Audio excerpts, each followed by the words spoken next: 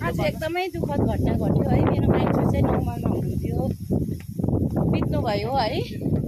यो दुईटा मिलेर चाहिँ मलाई जोतेर जाँदिन अरे, एउटाले भ्याउँदिन अरे, एउटा बिमार भयो अरे हो। यस्तो जोतेर चाहिँ रिस उठेर मेरो माइजू खस्यो। योहरूको चाहिँ अजम्बरीको बुट्टी लगाएर आएको छ सन्तानहरू, अजम्बरीको बुट्टी लगाएर आएको नजा भनेर म एक्लै हिँड्न दिएको थिएँ कि हिँड पारेर म त हिँड्छु साथी। किनभने जन्मिँदा मलाई एक्लै जन्मिएको हो, जिउनु एक्लै पर्छ, मर्नु एक्लै हो। ढुकिरहेको थियो ढुकेको थिइनँ त्यति बेलै मैले सकेको थिएँ। पक्का हो यो चाहिँ हो। म पर घर गएर हेरेर आएर हेलो ठिकै छ ब्रो होइन माइजू खसेर हाम्रो बनायो ल निमान्दी दिदी बिजी हुनुहुन्छ कतातिर अब।